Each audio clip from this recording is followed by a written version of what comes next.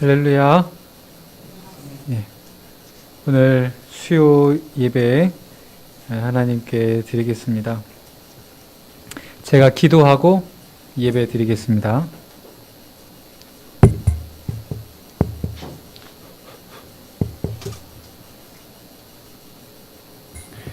좋으신 하나님 감사합니다. 오늘도 우리를 불러주시고 하나님의 은혜 안에 살다가 주님 앞에 나왔음을 기억하게 하여 주시옵소서.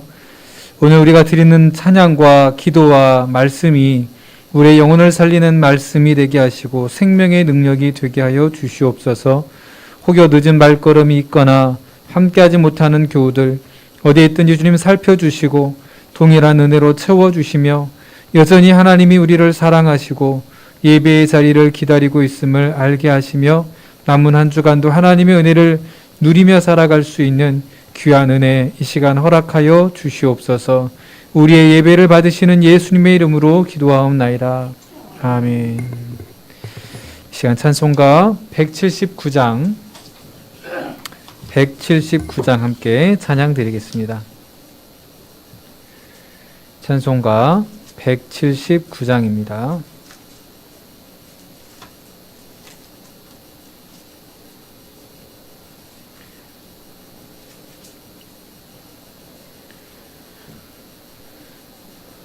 찬송가 179장입니다. 주 예수의 강림이 가까우니 저 천국을 얻을 자 회개하라. 주 성령도 너희를 부르시고 무천사도 나와서 영접하네. 주 예수님 너희를 찾으시니 왜 의심을 하면서 오지 않나.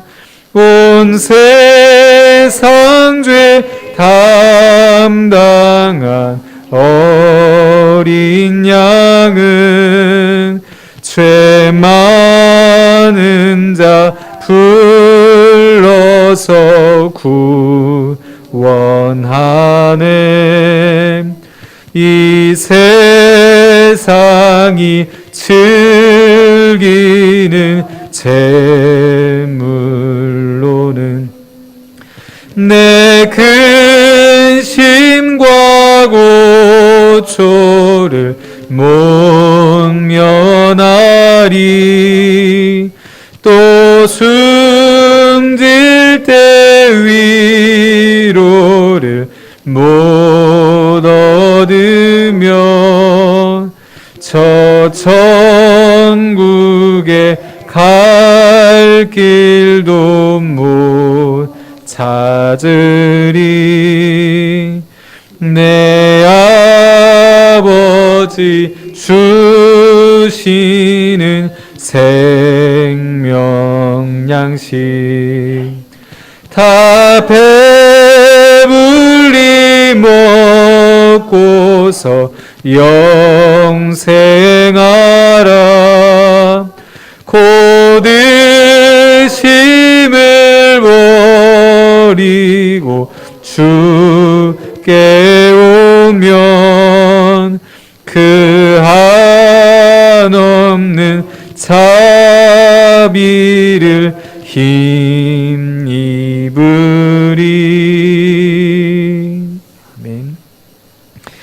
오늘 우리에게 주시는 하나님의 말씀 함께 봉독하겠습니다. 신약성경 332페이지 신약성경 332페이지 다니엘서 4장 13절부터 18절까지 말씀입니다. 신약성경 332페이지 데살로니가전서 4장 13절부터 18절까지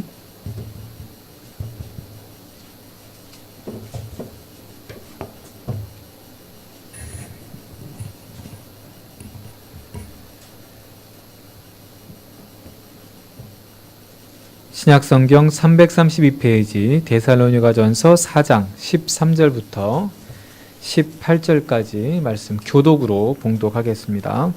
형제들아, 자는 자들에 관하여는 너희가 알지 못함을 우리가 원하지 아니하노니 이는 소망 없는 다른 이와 같이 슬퍼하지 않게 하려 함이라.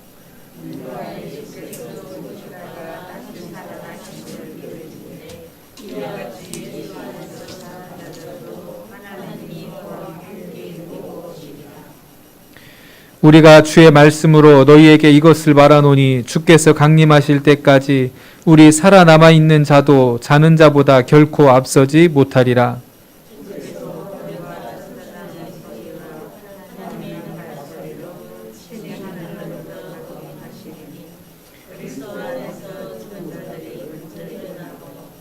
그 후에 우리 살아남은 자들도 그들과 함께 구름 속으로 끌어올려 공중에서 주를 영접하게 하시리니 그리하여 우리가 항상 주와 함께 있으리라.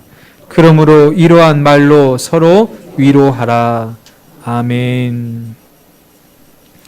오늘 성경과 가까워지는 말씀 훈련 26번째 시간, 주님 오실 날을 예비하며 삽니다 라는 제목으로 말씀의 은혜를 나누고자 합니다. 우리가 성경을 통하여서 깨달을 수 있는 많은 사실들 중에 이제 모든 인생이 겪게 되는 일인데, 한 번 태어난 인생, 한 번 죽게 되어 있는데 두 번 태어나고 두 번 죽는 일도 없고 환생이라는 것도 존재하지 않습니다. 사람에게는 한 번 태어나서 한 번 죽는 것이 정해져 있는 이치라고 하나님께서 성경을 통하여 우리에게 분명하게 말씀해 주고 계십니다.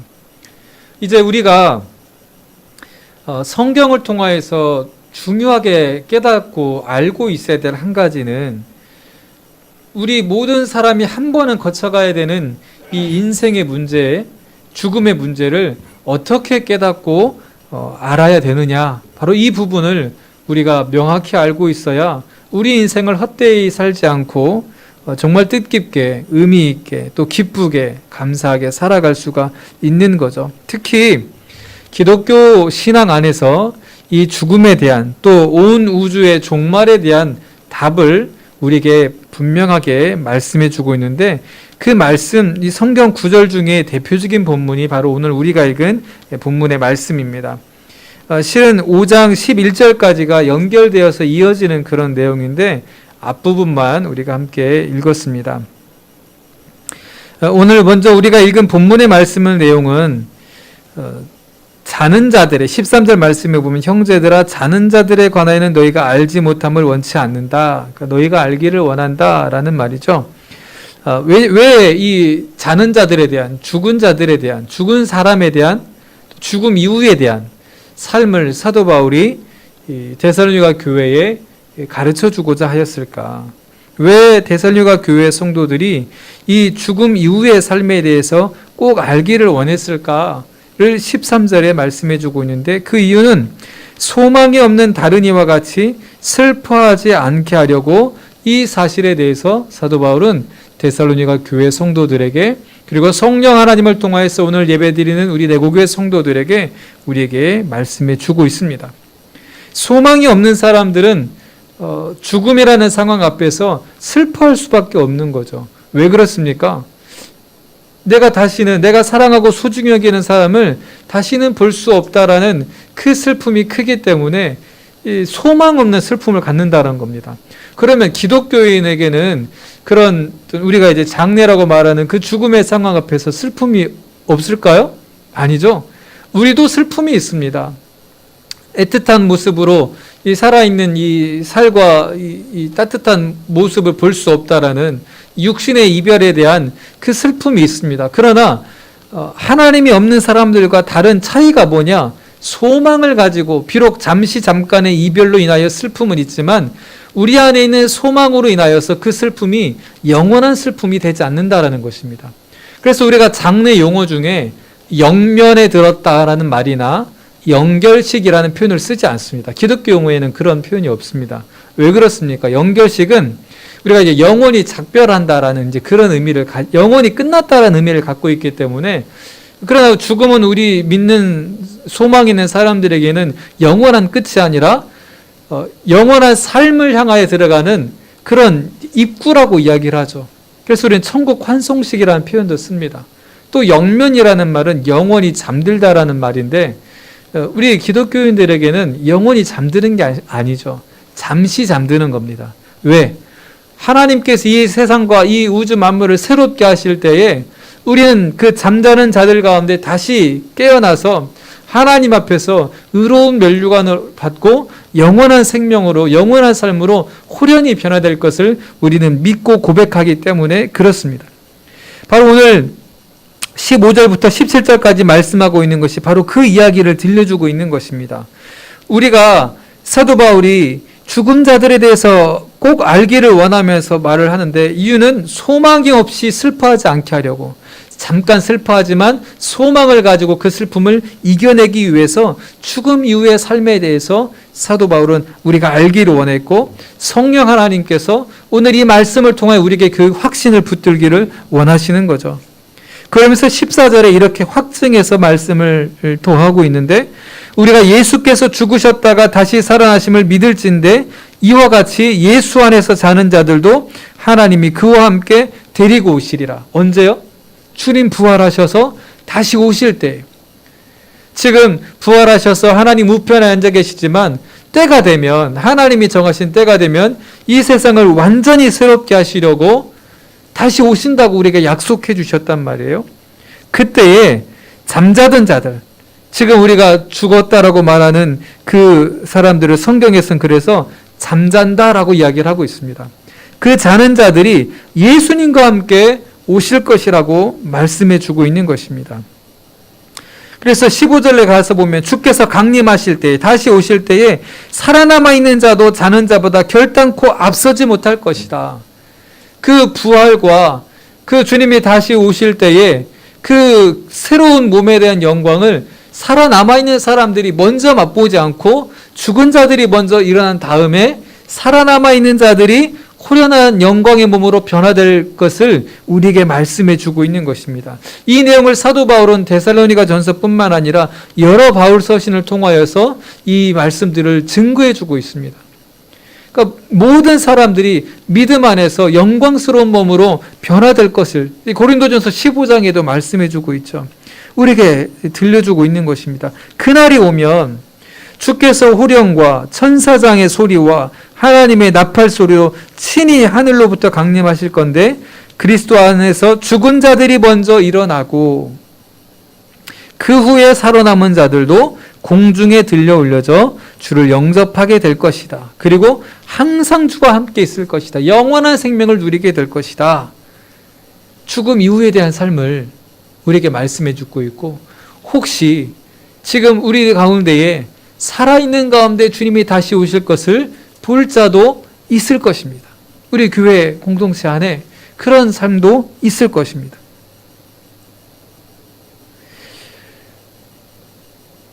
개인 인생이 종말이 되었든지 온 우주적인 종말이 되었든지 그 때가 있다라는 것을 말씀해 주고 있고, 그 때는 모든 사람들에게 슬픔의 때가 아니라 소망으로 영원한 생명을 온전하게 경험할 때라는 것을 우리에게 들려주고 있는 것입니다.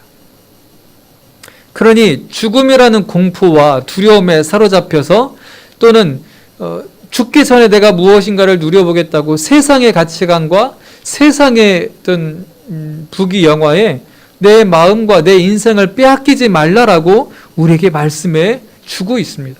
그런 것에 붙잡혀서 흔들리지 말고, 그런 것에 쫓겨가지 말고.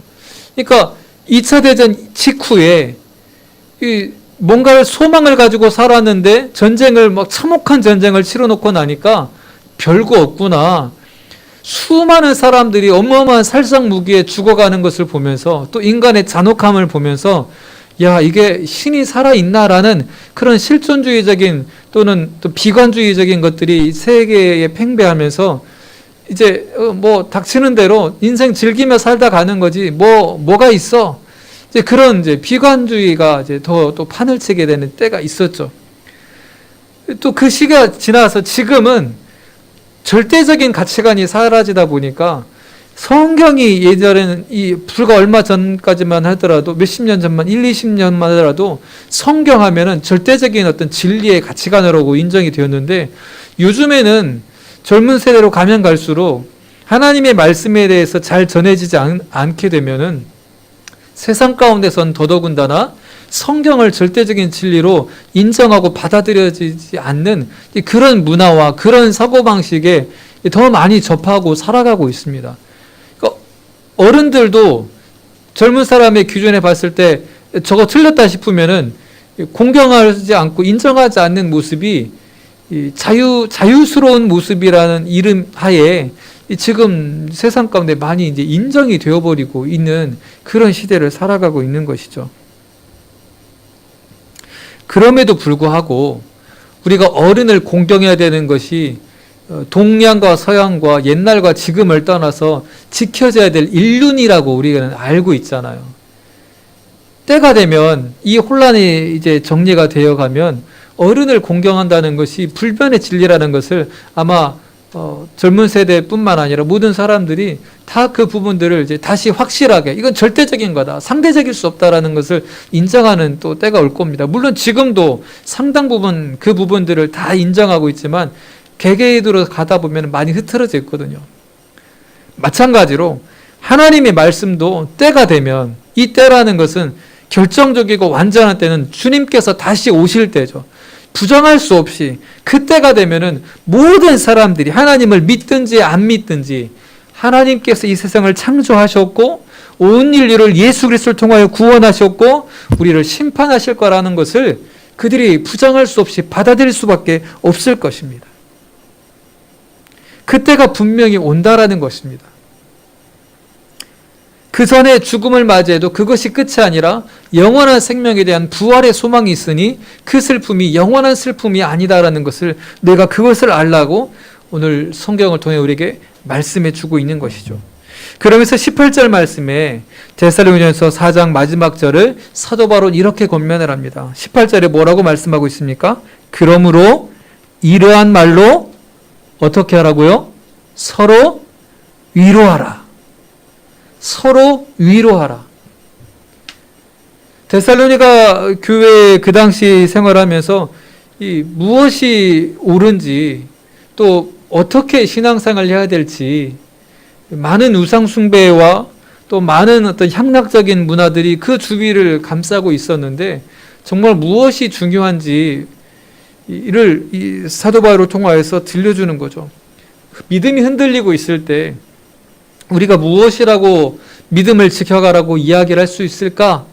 그 믿음을 지켜가는 아주 중요한 내용 중에 하나가 죽음이 끝이 아니라 예수님이 부활하신 것처럼 우리에게도 부활이 기다리고 있고 주님이 다시 오실 것이고 영원한 생명이 우리에게 약속되어 있다는 것입니다.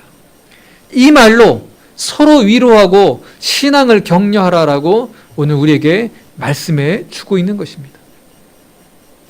5장으로 넘어가서 보면요. 우리가 읽지는 않았습니다만 5장으로 넘어가서 보면은 그래서 그 마지막 때를 우리가 어떻게 살아야 되는지를 5장 1절부터 11절까지 이제 계속해서 이어서 말씀해 주고 있습니다. 부활이 없는, 부활의 기쁨을 알지 못하는 사람들이 슬픔에 잠겨 있으면서 이렇게 저렇게 치우쳐서 흔들리고 살아갈 수 있지만 믿음의 사람들은 분명하게 하나님이 이 세상을 심판하시고 주님께서 다시 오실 거라는 믿음을 붙잡아야 되는데 그 믿음 안에서도 주의해야 될 게 있다는 것을 가르쳐 줍니다. 5장 2절의 말씀에 보면은 형제들아 때와 시기에 관하여는 너에게 쓸 것이 없음은 주의 날이 밤에 도둑같이 이를 줄을 너희가 자세히 알고 있기 때문이라.